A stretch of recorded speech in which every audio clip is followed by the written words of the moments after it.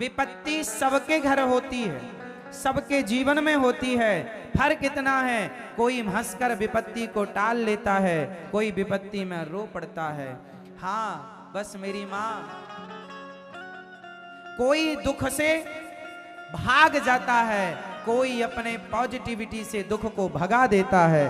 फर्क इतना है, कोई हार जाता है तो कोई हरा देता है। हारना या हराना आपके ऊपर है। विपत्ति आएगी, आप में से कोई नहीं बचेगा, विपत्ति सबके जीवन में आएगी। अब हारना है या उसे, जब आपके जीवन में संकट आए तो आप साइलेंट हो जाना, चुप हो जाना। उस विपत्ति के दिनों में कोई गलत निर्णय ना लेना, बोलना मत ज्यादा, चुप रहना, टल जाएगी। संकट आते हैं टल जा, जैसे घाव हो गया तो धीरे धीरे आप उसमें दवाई लगाओ या मत लगाओ, कुछ मत लगाओ, तो भी समय पर वो घाव भर जाएगा। दवाई लगाओगे तो हो सकता जल्दी भर जाए, पर कुछ भी ना करो तो भी घाव भरना है। जीवन में आई मुसीबत उस घाव की तरह है कि आप कुछ भी ना करें तो भी मुसीबत आई है, कुछ भी मत कीजिए, अपने आप चली जाएगी। ये दिन रात की तरह जीवन में आए हुए संकट होते हैं। जैसे रात आई है तो बिना कुछ किए आपके चली जाएगी, और दिन है तो भी आपके बिना कुछ किए। ये जीवन में सुख और दुख दिन रात की तरह। अच्छा बताओ, जीवन में दुख, आप कई बार सोचते हैं कि भगवान ने दुख क्यों बनाए, बनाना ही नहीं था, सब सुखी होते। अच्छा बताओ, दुख होना सही, दुख होना जरूरी है या नहीं? बताओ दुखों की क्या जरूरत है? बताओ दुख क्यों है? आप बताओ दुख क्यों है? भगवान चाहते तो सुखी सुख होता, कोई दुखी ना होता। बताओ फिर दुख क्यों बनाया भगवान ने? दुख की रचना क्यों की भगवान ने? उत्तर दो।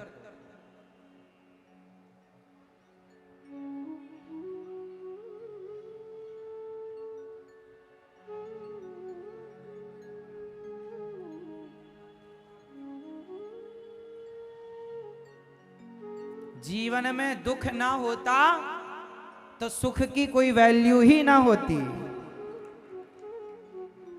जीवन में दुख ना होता तो सुख का कोई महत्व होता? आज सुख के महत्व को लोग इसलिए समझ पाते हैं क्योंकि जीवन में दुख आता, और दुख इसलिए है कि उस दुख में आप भगवान को याद ज्यादा करते हैं। ईश्वर का स्मरण उस समय, दुख में सुमिरन सब करें, सुख में करें ना कोई। इसलिए ईश्वर ने बैलेंस बनाया। जरूरी है। सोचो कि दुख ना होता,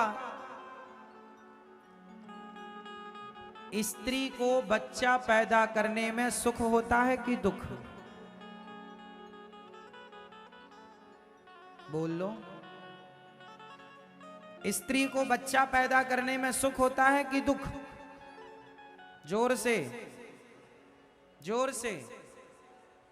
दुख होता है। कितना तड़पती है, मछली की तरह छटपटाती है, प्रसव की पीड़ा आप सारी स्त्रियां जानती हैं।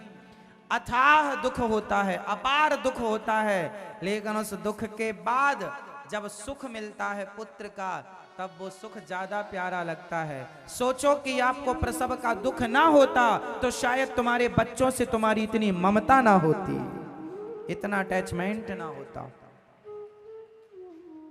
क्योंकि आप क्या कहती हैं, बड़े दुख के बाद पाया है इसे। तो दुख के बाद जो चीज मिलती है ना, उसकी वैल्यू होती है, उसकी कीमत होती है।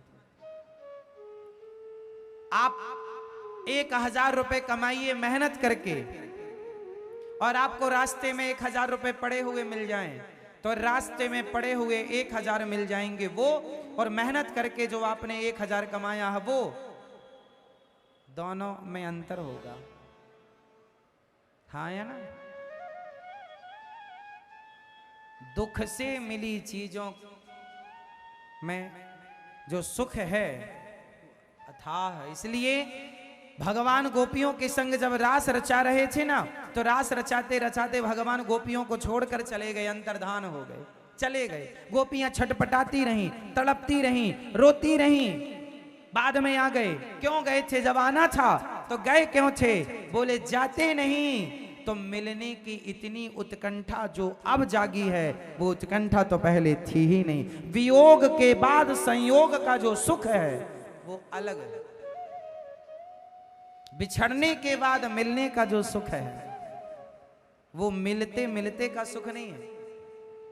आप अपनी माँ से या आप अपनी पत्नी से रोज मिलते हैं, रोज के मिलने में वो सुख नहीं है।